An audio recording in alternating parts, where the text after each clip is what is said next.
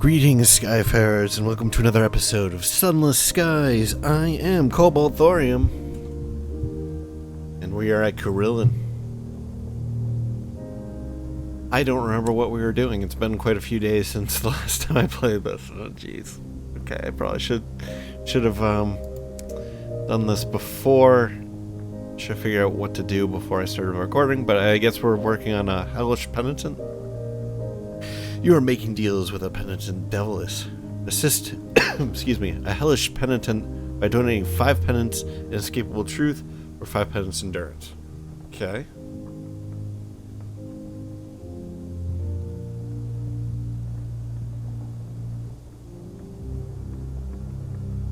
Where would I find those?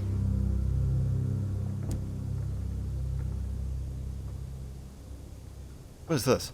The path runs around the side of Carillion to an area that cannot be seen at all from the center. It is a narrow and unassuming path, most overgrown, and the ground underfoot is soft earth.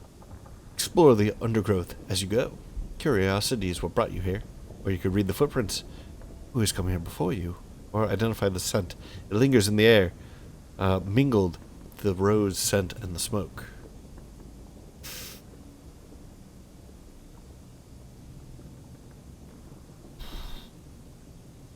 Let's try the footprints.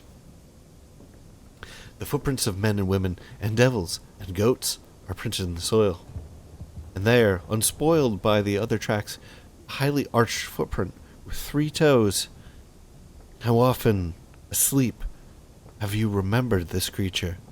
And how often have you forgotten it on waking? Okay,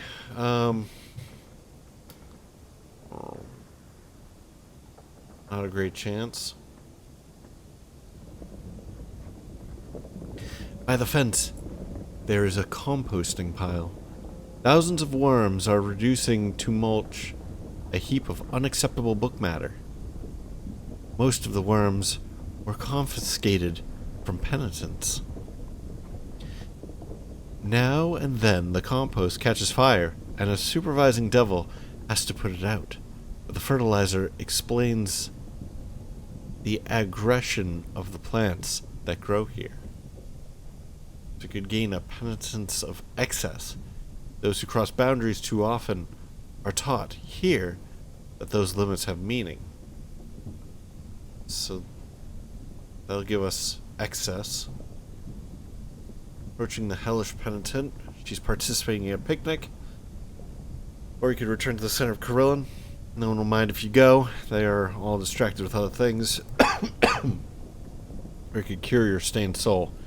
Perhaps you've looked into topics you should not have. Perhaps your soul has been consumed and spat out again by an unspeakable beast. Wonder if that's the worm down under or whatever it's called. Alright, so it seems like we've talked to her already. Escapable truth or endurance. This is excess. The vegetable smell fades. When you get to the end of the path, you feel as though you have forgotten something. Something you knew very recently.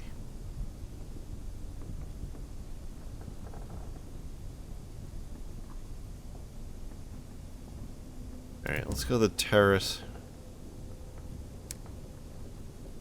That's enlightenment. And we need escapable truth or endurance. Okay. Well, this one... Purification. Let's go here. It gives us perspective.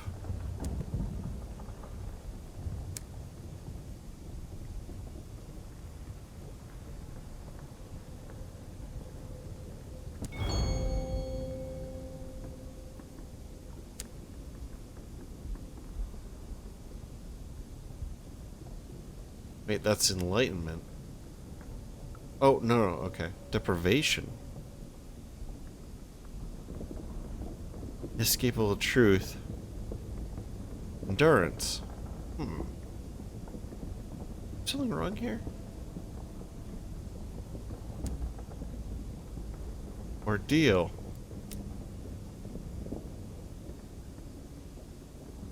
Ordeal. Okay. You know what? I'm doing this all wrong. I should probably just be reading it here. I wish that this wouldn't keep flipping up to the top. Inescapable truth. Enlightenment, deprivation, perception, ordeal, excess. Endurance. Well, there's endurance. Ah, here's inescapable truth. Okay. Well, let's go ahead and visit the sand garden. It descends into a tunnel. Carved over the mouth of the tunnel are symbols of death. A skull, a flail, fly on its back. Penitent's endurance can be gained here. You need a clear soul to be admitted. We are clear. And yeah. The air is cold. The sand crunches underfoot. You embrace danger. You've come this way because of the darkness, not in spite of it. You will not be deterred, not by fear, not by cold, not by hesitation or anxiety. You have chosen a way forward, that is all. Or you are numb, you feel nothing. All the ordinary sensations left you long ago.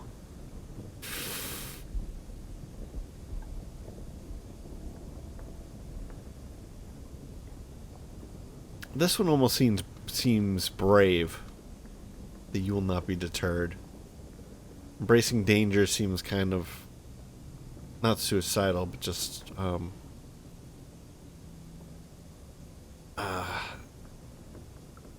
it's almost like thrill-seeking, I'd say, and I don't think that that's really what we want to do. You are numb is just like not apathy. What is that?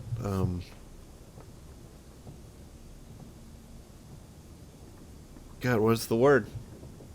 I suck at this. All right, let's do this. In the pure blackness, you walk into a column of stone. No, more than a column, a divide. Where the path goes left and right. You'll have to choose a way without reason. There's nothing here to determine which is best. All right.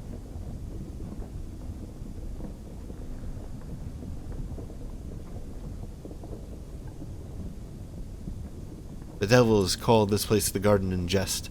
It is barren sand, under rest of Carillion, not served by any sunlight. The sand is coarse and itchy, the air dry and over-hot. One feels hungry, thirsty, even a bit faint, just standing here. The penitents here are mostly fierce, burly types, some of them scarred. One or two look as though they rightfully should be dead. You can gain a penance of endurance. How long can you last at this? Or we could approach the Penitent Ape. What is it doing here?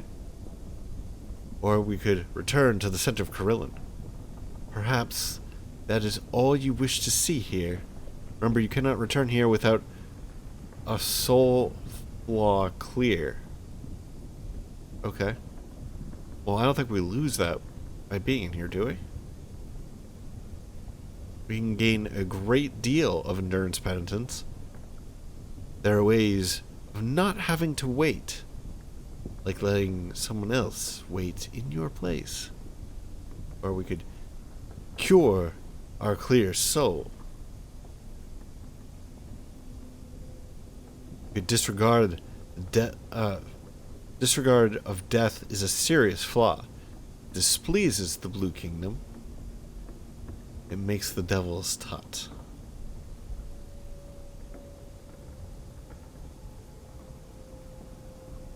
Why would you want to cure soul? Cure soul. Cure a clear soul. Clear soul sounds like a good thing. Is it not? Alright. What are our chances? Not great. We do have very little fear, so we should approach the ape first. What is it doing here?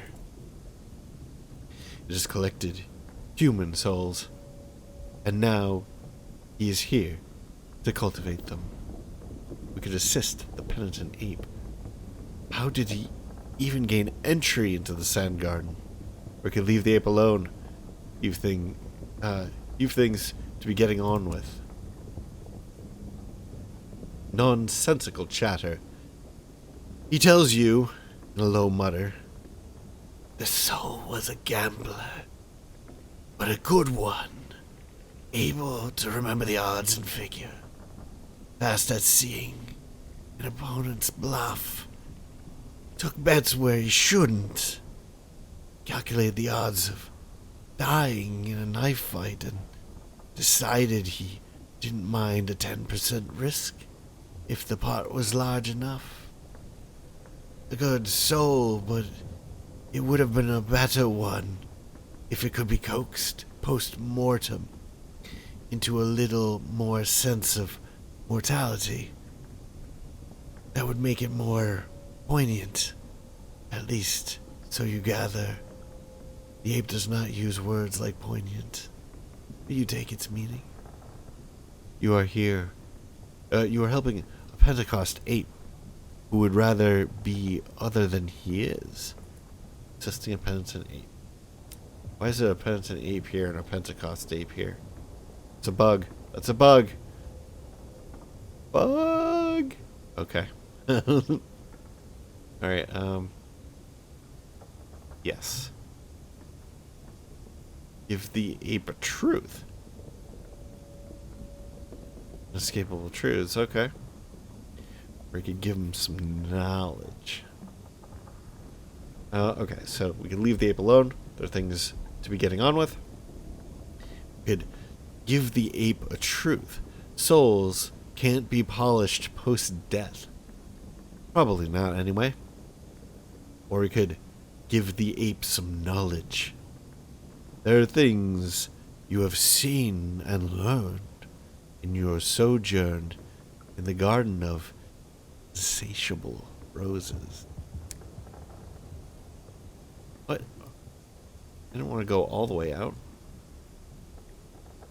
To go back to the sand garden, I'm going to have to do this, not be deterred again. In the pure blackness, you walk into a calm. Oh, wait. Yeah. Yes. That's all the same. Wonder if we'd choose a different one if we get a different outcome. But what are we looking at? Okay. Did that go up? I thought it was 7 before, so it's 9 now.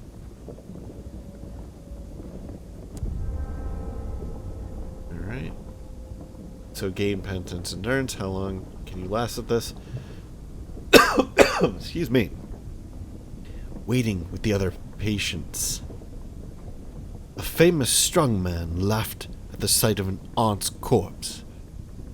As a corrective, he is lying on the sand of the pose of one deceased. In the pose of one deceased. As for your punishment, it doesn't bear speaking of. Your stamina does not hold up. That's not good. I'm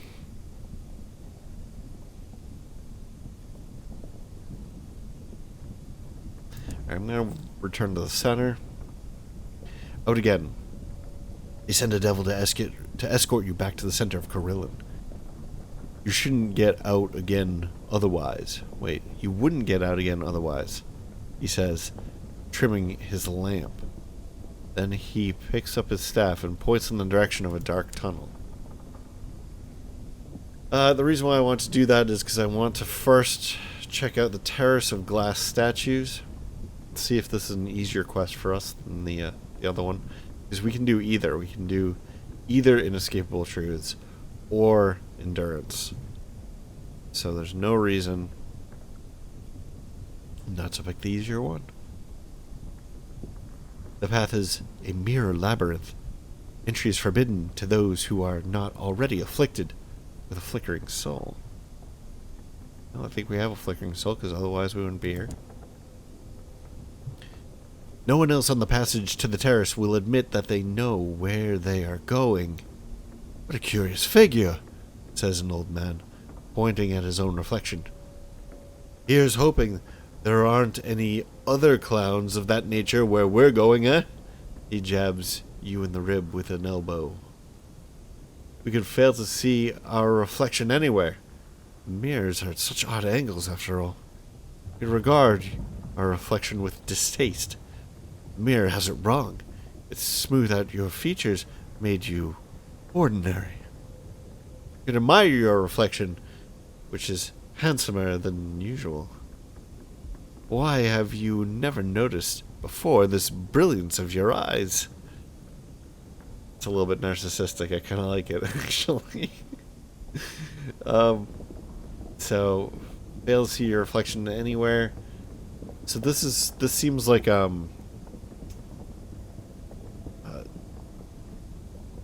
what is the term? Why can't I think of these terms? Oh my god. It seems like denial. That's the word I'm looking for.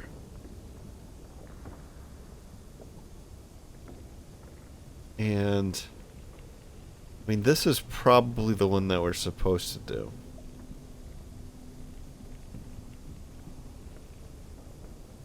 Although there's a bit of narcissism in this too. Because we clearly think, it clearly implies that we think that we are extraordinary. Extraordinary, rather. We'll go with the full narcissism. You stumble over a woman in a bee costume and nearly miss turning onto the terrace. It's an absurd arrangement here. A person could wander the labyrinth all day long without reaching their destination.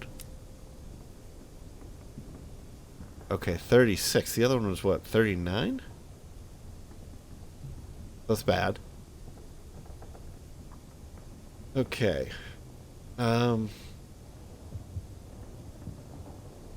Stand in front of the statues and it will melt into your pose. Wait, stand in front of one of the statues and it will melt into your pose. Interesting. It will look you in the eye. Its face will be your face, minus a few marks of character. It will still be transparent. We could gain a penitence of inescapable truth. Here, the devils treat flatterers, the excessively malleable, and those who don't know themselves at all. We could approach a grim penitent. It seems obvious to you. It seems oblivious to your presence. We could return to the center of Cobrillin. The mirrors will not distract you so much now. Or we could cure our flickering soul. Maybe you've found yourself lying as a matter of course. Maybe you've forgotten few inconvenient aspects of yourself. Alright. Suppose we should talk to the grim penitent. The man is slim, and there are circles under his eyes. And meet a grim penitent.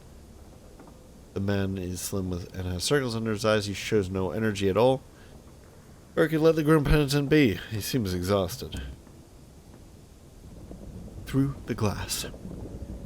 He lifts his eyes when you seat yourself. It takes time for him... Wait, it takes time to get him to speak. He finds the efforts of conversation very hard going. But for the first few exchanges, he confines himself to the weather at Cobrillin. But he finally tells you why he is here. Too many years I lived on the other side of the mirror, he says. So long, and I forgot everything. But that place and its ways, where is and is not changed places. I took a companion, and endured his not love. He took me... it took me a long time to recognize it for what it was. Assisting a mirror-bound penitent. You are assisting a penitent who has had a little too much contact with the Finger Kings. What are the Finger Kings? Did I miss that?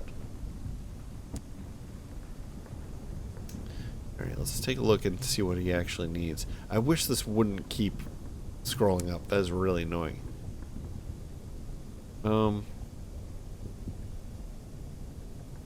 System here. Okay. Penitence, endurance, or excess. Alright, so that was 36. This is 36, right?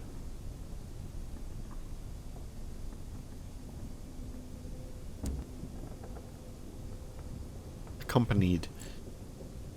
There are a few others leaving Carillon at the same time. A gentleman walks beside you, looking rather depressed.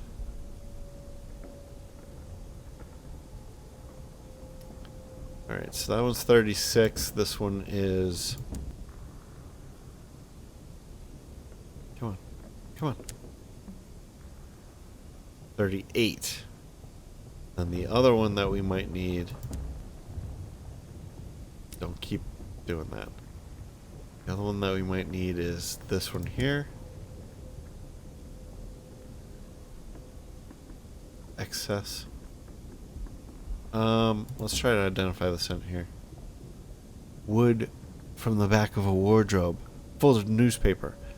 Musty correspondence. The smell of a mother's hidden keepsake drawer. Opened by a child. 30. That is the lowest. Okay. Sounds like only excess will do for this one, though. No endurance. Okay. The vegetable smell fades. Yeah, we've read that. So it seems to me that our best chances are going through the sand garden.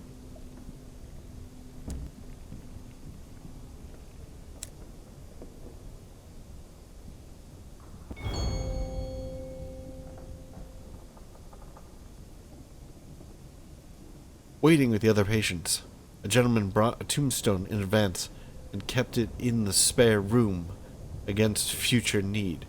To cure these defects of character, he has put in the he's been put in the sand up to his neck.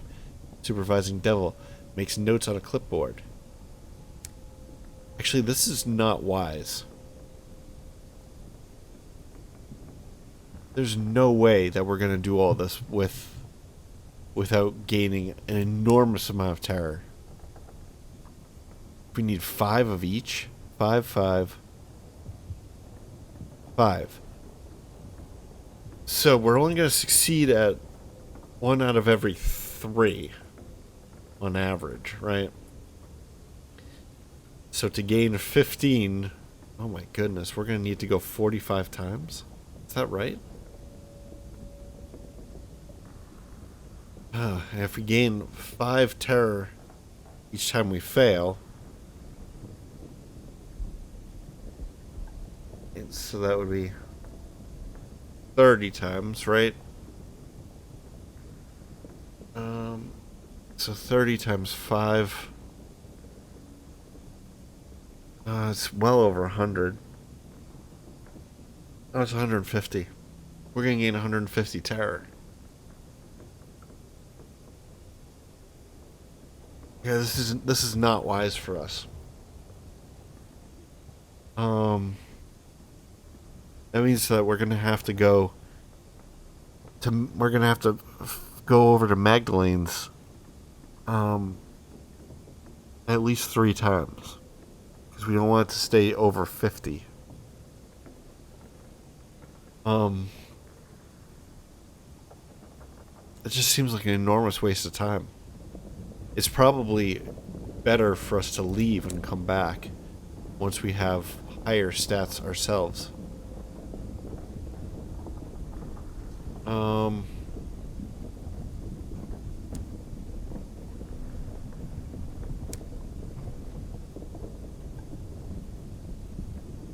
Yeah, let's get out of here. See what else we can do here. Do we have any other Corellon-based objectives? So we have 3 Corellons.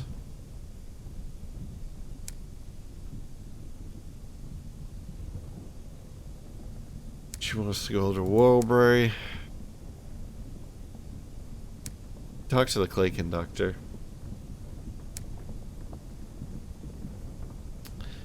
Oh yeah, we can go to old Tom's well.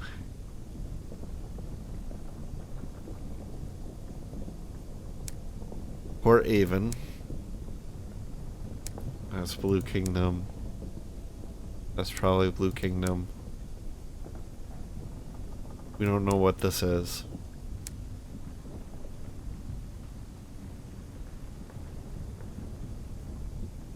Did we never figure out what's going on with this? We should probably talk to her.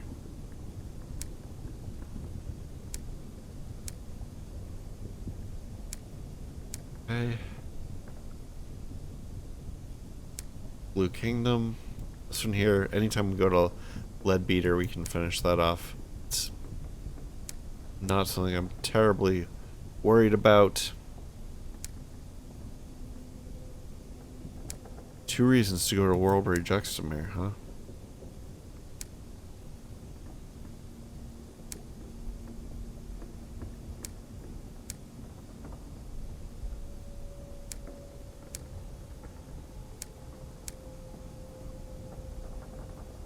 Here we still have to find Faith's Fall. Oh, we could go to the Regent's Grave and finish this up. But I think that this shows that there's not really anything else to do in Corellan until we level up a little bit and get some better stats. I'll dump a lot of stuff into Iron so that we can get better rolls. Alright. Yeah, I suppose that's it for here. Let's move on out. Alright, so I assume that this thing's somewhere down here. Follow the outer wall here.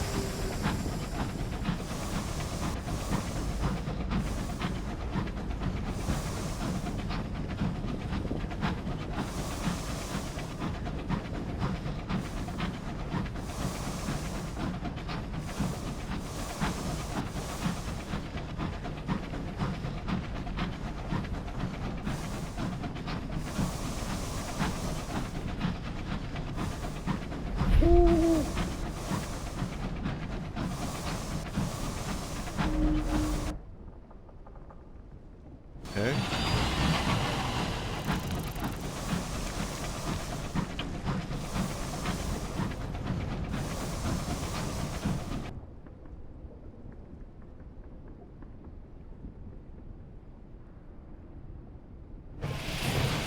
We'll just finish this exploration here.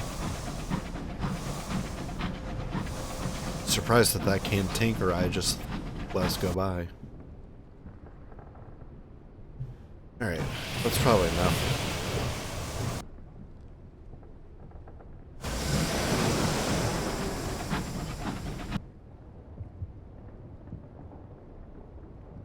I wonder if it could be here.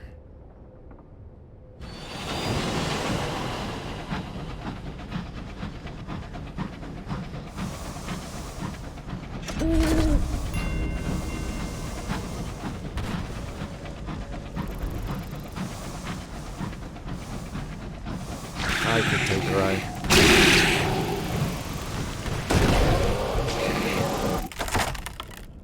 Alright,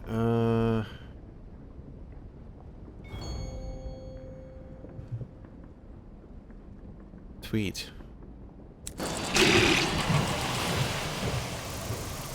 Where I go? Oh, he hit me. Should have dodged. Right.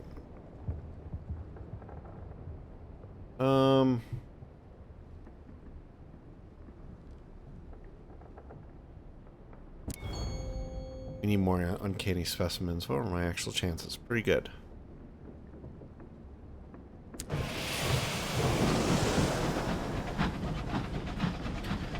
We do go through a lot of uncanny specimens.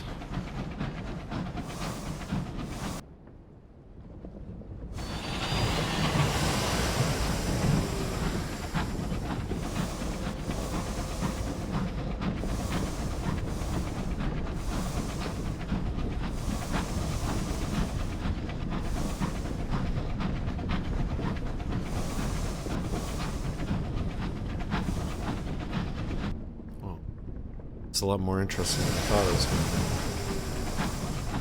be. These ruins poking out like this.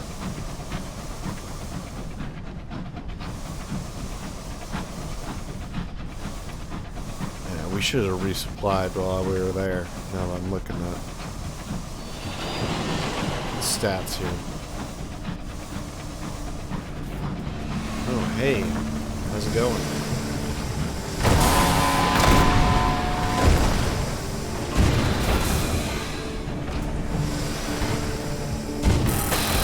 Ooh. Froze up. It's not going well.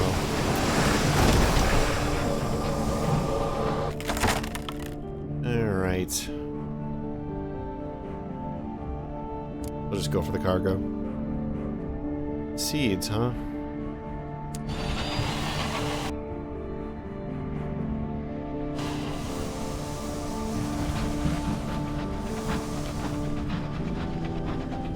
Ship's health is not doing so well here.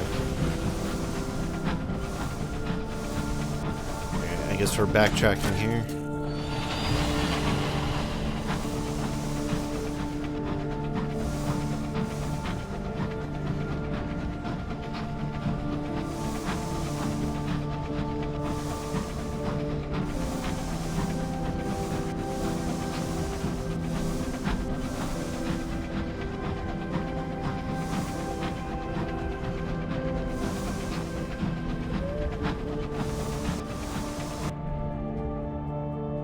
What is this?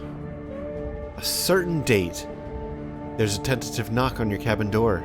Opening it, you find one of your more gregarious junior signalers. I've been going through the crew records, she tells you.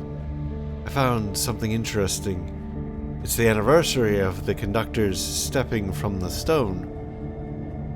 The crew want to remark the occasion with a little shindig. She's suppressing a grin. You'd hold a party.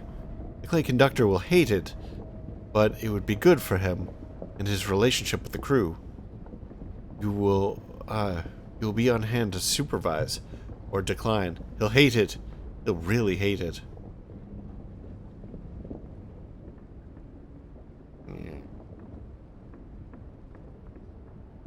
Now, a birthday unmarked. The signaler frowns. You're right. Can't see him sitting there with a party hat on. She shakes her head. Just a silly thought. The day passes unremarked. The clay conductor carries on with his duties with about as much enthusiasm as you've ever seen from him. Next evening, he appears in your cabin. He wants to talk about tea. Specifically, Murgatroyd's Taste of Albion. On Ackless, in Eutheria, there are apparently clay men there. Learning about the clay conductor. The clay conductor wishes to meet Murgatroyd's attendants at Ackless. Okay, I think that was probably the right decision. I think that if we had the party, we probably would have lost terror. Which would have been good, of course. Whoa, 26? How'd that happen? I think we probably would have lost terror. But we could have alienated the clay conductor, and if we want to complete his story, I'm glad that we... What is this? Stop doing this! Stop! Stop! Oh my god. Oh, it's so frustrating. This game needs a cooldown. It needs a cooldown. It needs a cooldown on random events. Cooldown on random events. For the love of God. I mean, these literally came right on top of each other. Alright. You know what? We almost always do this one. Let's do this other one.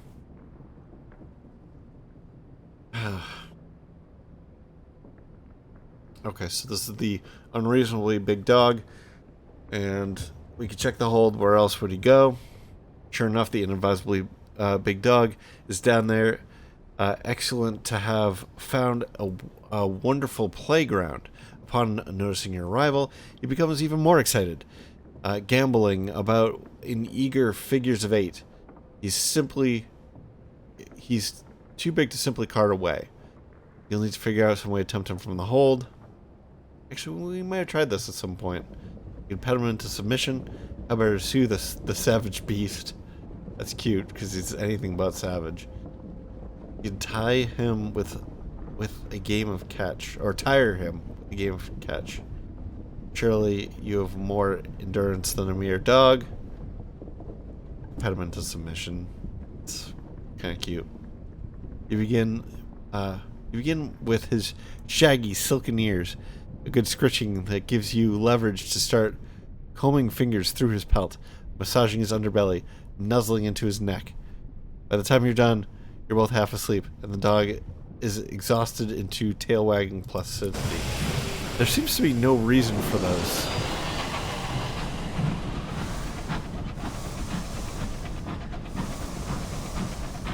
Whoa. Whoa, that was close.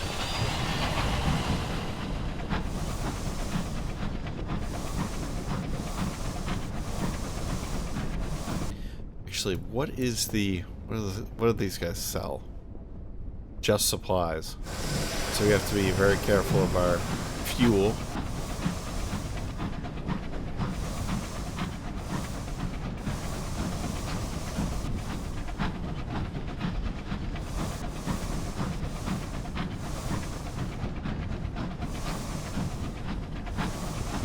Alright, here's where we came down initially.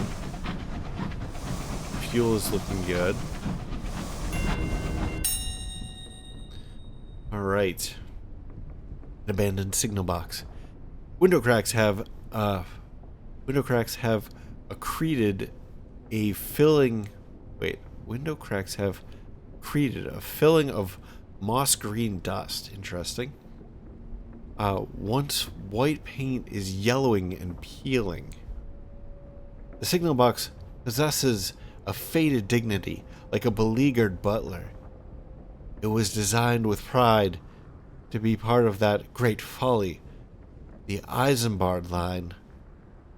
Inside, beneath a desk covered with rusted levers, is a luggage trunk. Captains in dire need can borrow from the cash inside. The custom dictates they must replenish it later. We could recruit a fatalistic signalman. Interesting. You detect a whiff of cigarette smoke as you enter. A man in a gray uniform and gray bowler rises from a chair. Evening. I don't suppose you're looking for a signaler? He does not sound hopeful. How long has he been waiting here? The fatalistic signalman is an officer, a signaler who increases your mirrors by 6, fails by 2, villainy by 1. Well, I think we should probably get him because we can maybe get quests from him. We can raid the ledger. Captains who withdraw from the cache should note their name and ship and what they took. Occasionally, they add anecdotes. You will gain a vision, the heavens, or sky stories.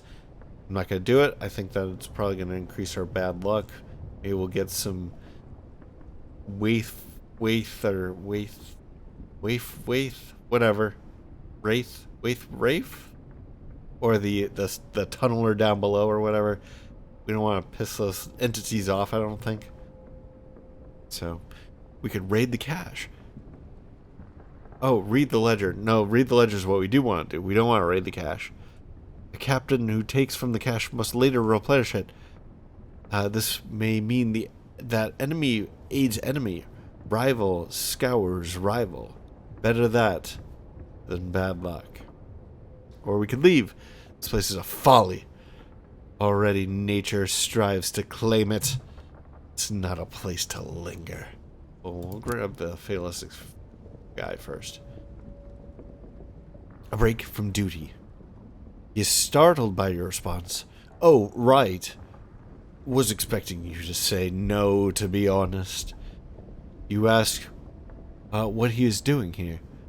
I work on the Eisenbard line. I'm the last one, I suppose. Hitch rides between the boxes, make repairs, sweep up a bit. But I could do with a change of scene. He seems unsure. Well, I'd better get my things together. He picks up a modest holdall and checks his hat on his head. Yes, I think that's everything. After you, madame. You can appoint the Fatalistic Signalman as your signaler when you are docked in port. Clicked it once. Did you see that? I clicked it once. You saw it flicker. You heard the sound of the mouse click. Bugs. Tiny bugs, but still bugs. Read the ledger. Recent entry. The handwriting is poor but legible. Captain MacDonald Ross deposited supplies. Superstitious after a run of bad luck. There's a column for miscellaneous notes. The captain describes the dapple of distant starlight falling over their engine. The long hours spent in the watchful dark, suddenly shattered by a dazzle of cold radiance. When will they know such splendor again? Alright, let's get the F out of here. Away! The stokers work vigorously. This place makes them yearn for the riotous camaraderie of New Winchester. Alright, so I think we have some folks to talk to here. We did want to talk to the inconvenient aunt. She's so inconvenient. Okay.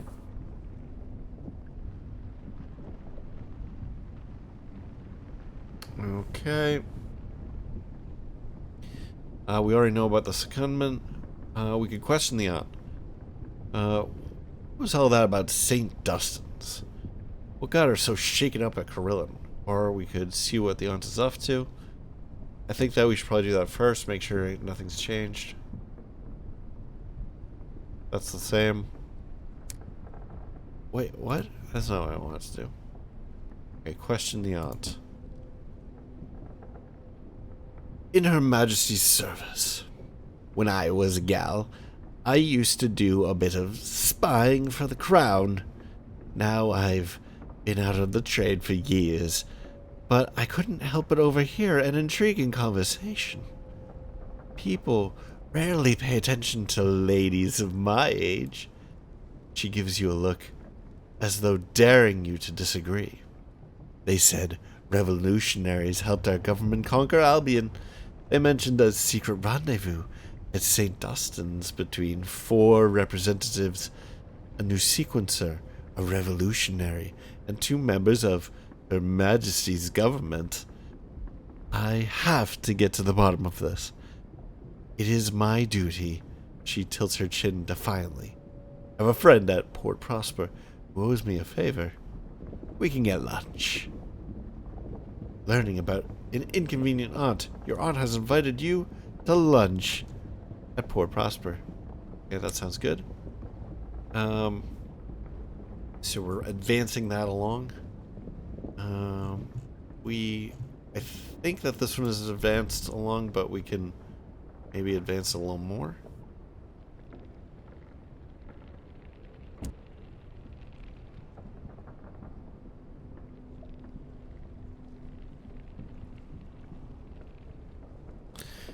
Alright, should we sing for him? I wonder if he'd be more likely to be appalled that we're trying to be like a clay man, rather than having them have their own culture and their own thing.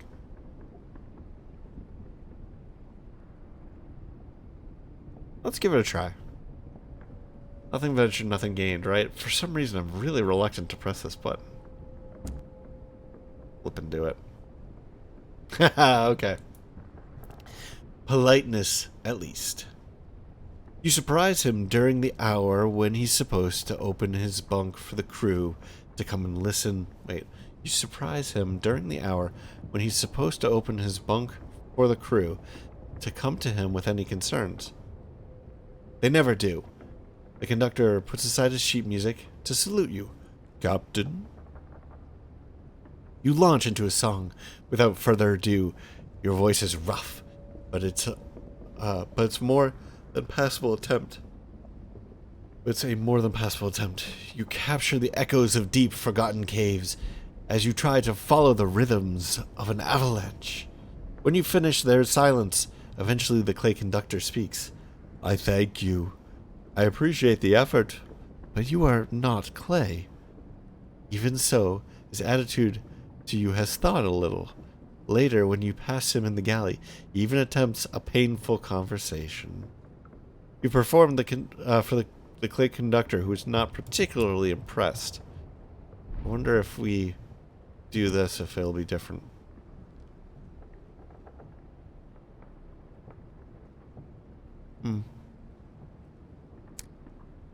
No. Okay. That's 2 down.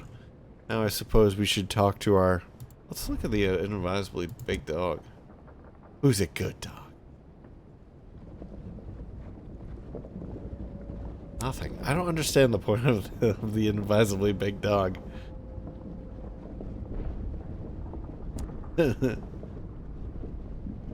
Blemigan. Blemigan's a funny word. Alright, let's talk to our fatalistic signaler. He is professional enough to prevent his mood from impacting his work. He has no qualms about it infecting other crew members, however. His mustache is stained with nicotine. The Eisenbard line uniform is neatly pressed. He always expects the worst, confident in the knowledge that he will not be disappointed. You trade tales of terror over tea and biscuits.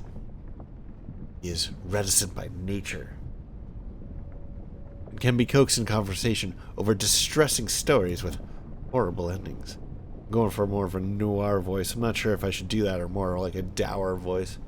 Well, I should do a dour voice. Very Eeyore. Warming to the subject. As soon as you're engaged in dismal competition, you raise a sad fate of Parliament and the tragic disappearance of the HML Parzival. He counters with a story of his own past. I worked on the Eisenbard line. It was meant to ring the whole of the Reach, a chain of accelerators and hour funnels to speed locomotives between outer ports. Doomed from the start it was. Some say cursed. I reckon building a road around the sky is just bloody difficult.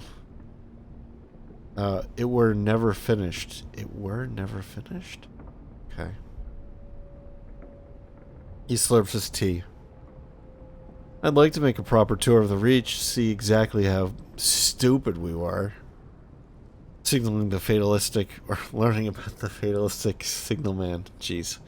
The Signalman wants to go on a lengthy tour of the Reach. Accumulate six Reach port reports. Okay. We lost 2 tales of terror. It's surprising that that's so low. His mustache. Okay, we've read that. Let's look at his secondment. Secondment. Listen to the Signalman's suggestion. He's been loitering outside your cabin, waiting for a chance. He's been very patient. Opportunity knocks. He intimates that he might be able to put his old connections to work for you if you were to drop him off in London for a while. You wouldn't be gone forever, of course. Far too much to do aboard your own engine. But he wouldn't mind the opportunity to do some consultancy work with some of the big movers and shakers on London's new economy. He might be able to garner you a few favors in London. The Signalman will be able to generate ministry gratitude for you while in secondment. Sounds pretty good, actually. I wonder if he could increase the brightness, or at least make it so that it doesn't diminish quite so quickly. Alright, if he asks... ask if he has seen enough of the Reach. As you stopped at each port on your journey, the Signalman spoke with other signalers. He has filled a set of dog-eared notebooks, is now collating the contents into a book. We can't do that, so...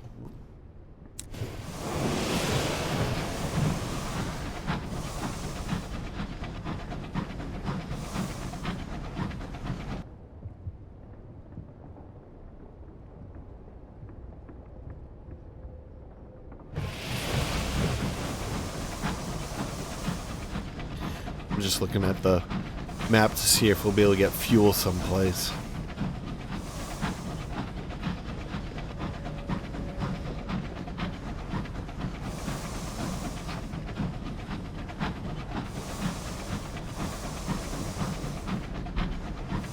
Oh no! Oh!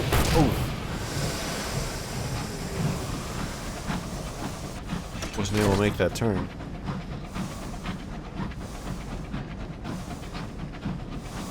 So I slammed on the brakes instead, but we still had a little bump. That's not a nice sound.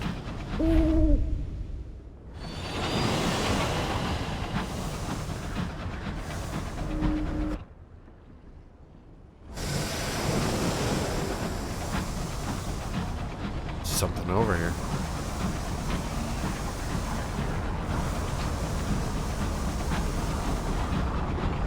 What the hell is that? Let's fight it.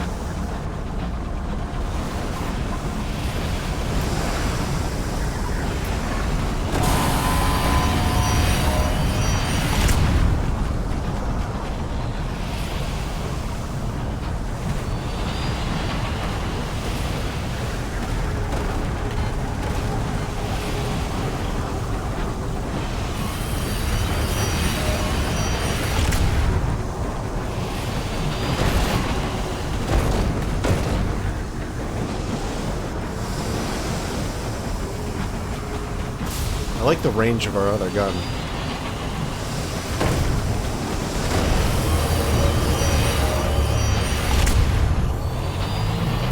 Whoa. That was interesting. A Tackety Liberator defeated. The Tackety response to London's dreadnoughts. Liberators are lumbering, jury-rigged war machines, bulging with homemade fire belchers and secondary hand weaponry. As a large piece of the Liberator hull survived the explosion. A conflagration rages within, undoubtedly fueled by spillage from the fire belcher's tanks. We could race to plunder the stores. Liberators operate as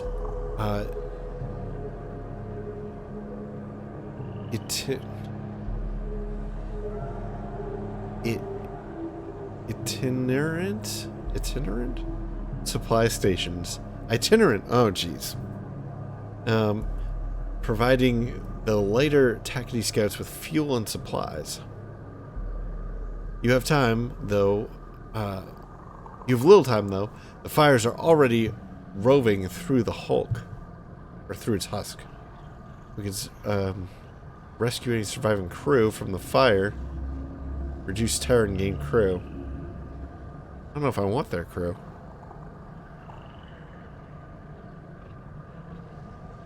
It would reduce terror, though. No, terror's getting up there.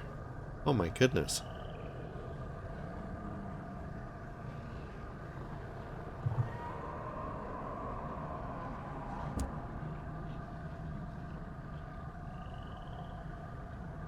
$37 down to 32. Okay. The rescue. Your signaler sights frantic figures at an aft window billowing with smoke. Your driver steers your engine close as they can, and the Liberator's crews make the jump willingly. Better the sky than the fire. You've gained 1 X crew. Terrace fallen.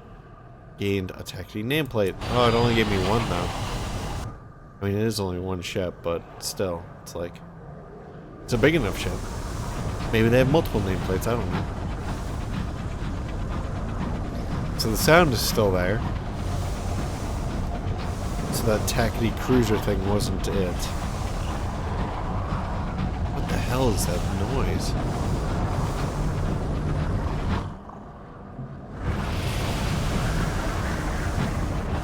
It's freakish.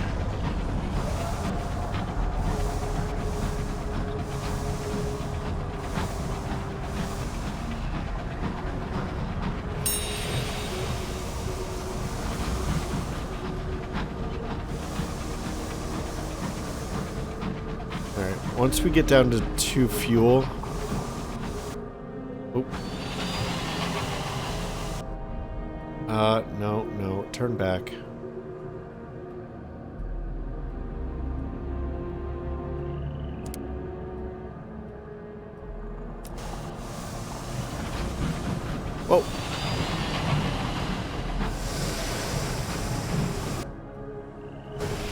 Yeah, once we get down to 2 fuel, I'll probably head back and try to get to New Winchester. After that, we might actually even have to go to Magdalene's. Terror's really getting up there. Look at this place. This place is nuts. It's almost like Aztec ruins.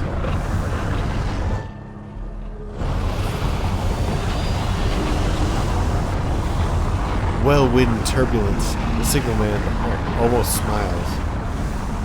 So I guess that's what's making the noise.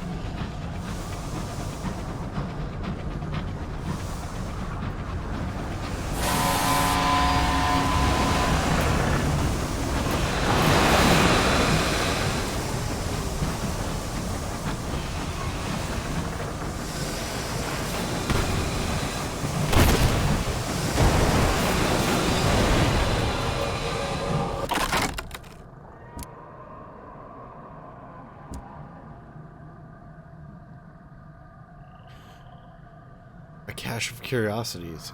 Oh, actually, we never got this before, did we?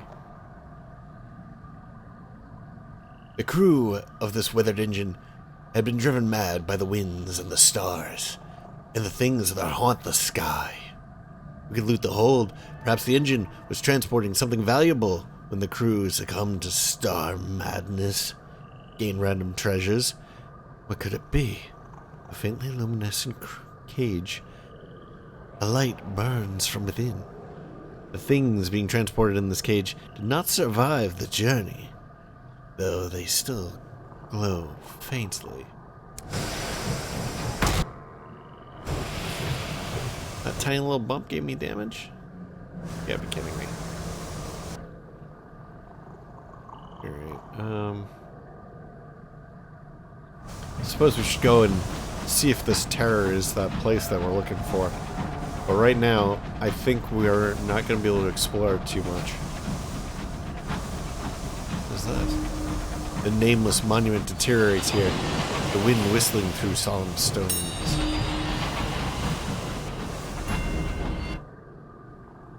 So we have Tiglar's Haunt.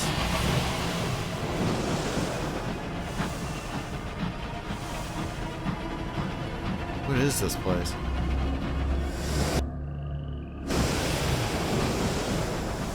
Terror's going nuts. I'm not really sure what we're supposed to do here, though.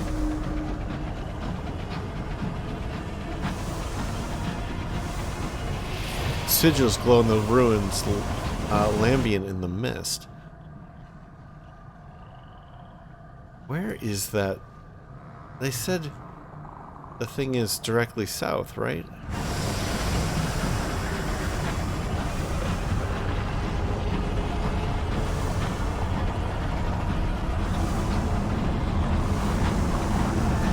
Oh, that could be bad.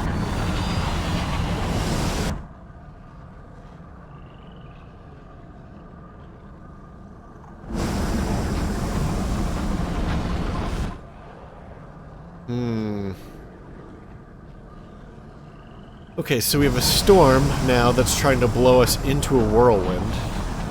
I think we probably have to get out of here. Our terror's too high, our supplies are too low.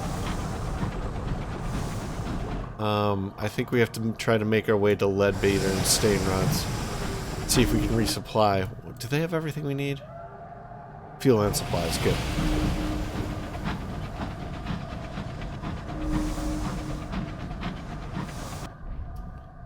Great. What is this? 51, 56. I don't want to give up our last supply.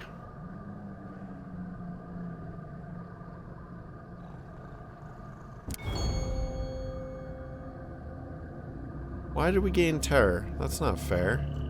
We succeeded. Alright. So, yeah, this is that one where they're looking at the stars and one goes out. Instead of watching the stars. Is it true? You organized a rota of observers. Would you see it happen? But it will mean exposing the watchers to the stars' perilous light. Bearing witness. On the third night, you are roused by the cries of a watchman. They have indeed witnessed another star die. Or so you deduce from their panicked ravings. Their distress does not ease as the night passes, and you are forced to confine them to quarters. We lost a crew? How is this success? Whatever. You begin to emerge in some gloomy mathematics. Engaged in some gloomy mathematics. How often are the stars dying? How many stars are there in the sky? How long till all is dark? I don't understand how that was success. I was really expecting not to pick up any terror. And not to lose any crew members for that matter.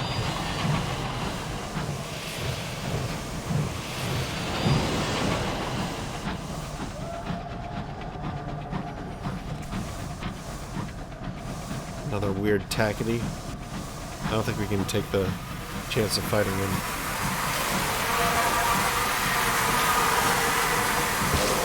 I'll let these guys fight their forestry. They'll probably actually lose. There's probably going to be a lot of good stuff down there left over. Without anyone to pick it up. I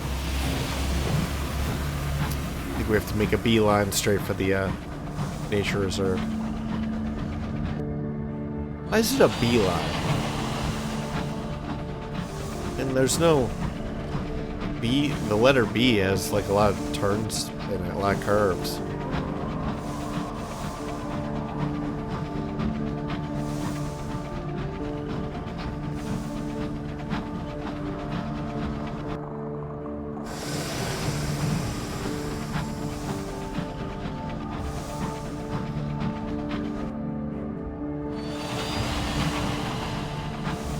Oh, these are...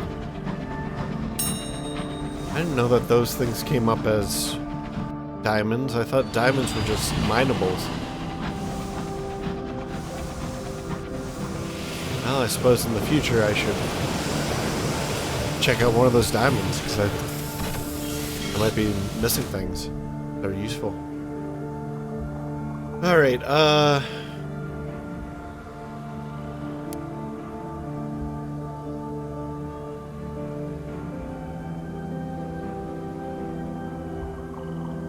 let's lose terror.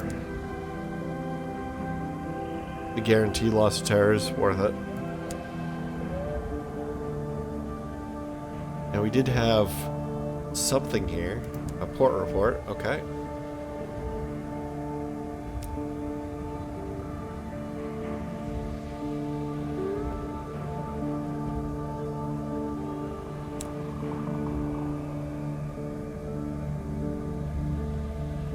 Someone has ordered from them, someone has ordered sapling knots from Leadbeater and stain rods. There's an open call for captains willing to deliver.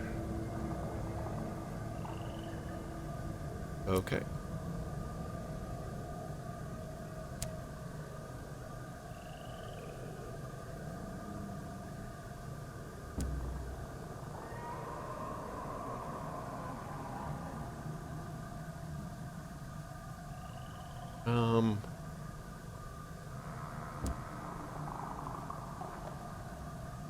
Oh, I guess we must have... Did we do this? The phlegmatic researcher's table is covered with thick grass and growing rapidly. His colleagues are celebrating vigorously, more so than even last time. A scout is singing loudly, if tunelessly. Another is stomping through the room in some kind of dance. Witness the culmination of their efforts. The phlegmatic researcher smiles uneasily. He's delighted and unsettled by exuberance of the celebrations. The Reach contains certain growth-encouraging airs, which I acquired. Captains call it peacock wind. I call it breath of God. The phlegmatic researcher strikes the table with his cane. And this is what I've accomplished. A fertilizer so potent, it'll grow whatever seed you put it into. Costs a fortune to make, but it's a tremendous step. Forward! He glances warily at the singing scout, whose voice is growing hoarse. I don't know what's gotten into them, although I suppose it is a remarkable discovery. So, experiment sanctioned by the company. The research continues. You've gained 300 experience points, yay. A vision of the heavens, and a savage secret.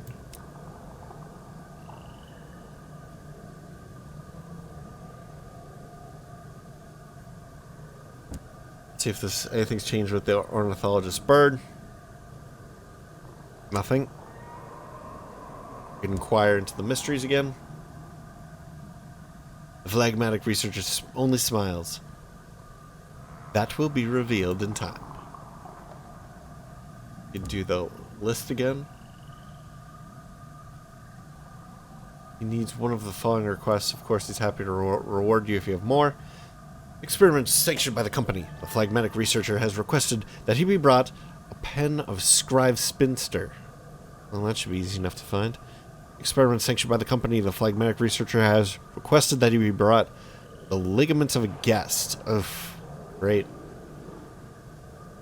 The experiment sanctioned by the company. A phlegmatic researcher has requested that be brought a Trader's Wood Mandrake. Well, we should be going up to Trader's Wood sooner or later anyway to deal with the Regent's grave. Experiment sanctioned by the company. The phlegmatic researcher has requested that he be brought ice from Old Tom's Well. God damn it. Alright.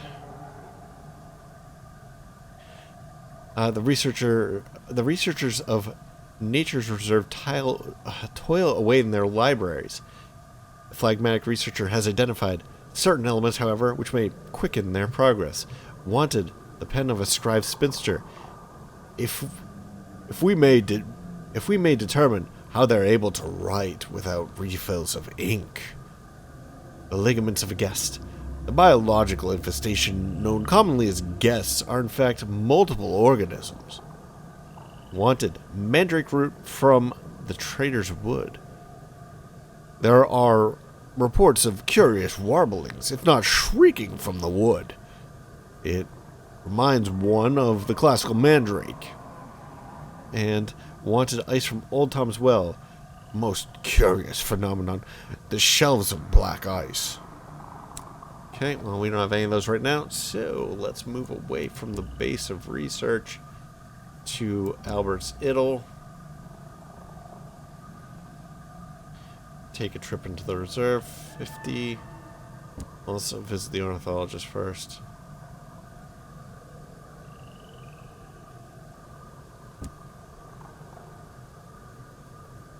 Okay. I think it just gives us sky stories, yeah. Alright, I think that's everything we can do here. Let's grab some supplies.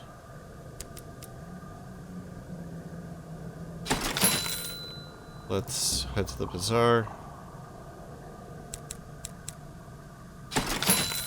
Alright, I think that's probably going to wrap up this episode here. Thank you very much for joining me. I hope that you enjoyed this. Unfortunately, we did not seem to find Old Tom's Well. I wonder if that's what this is.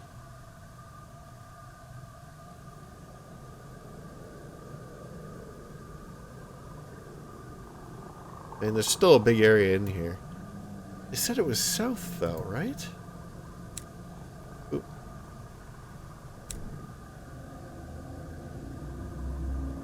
Wait, what am I doing here?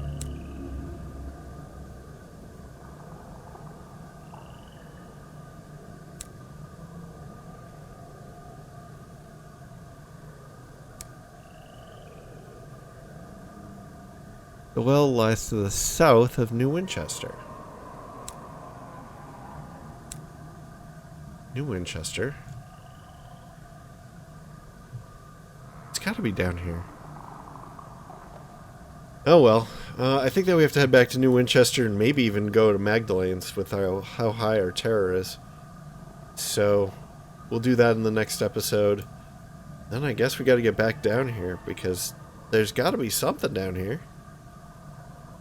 Anyway, thank you very much for joining me. I hope that you enjoyed this. And if you have, please like, maybe comment, maybe share, maybe subscribe. And I will catch you in the next episode. Bye-bye.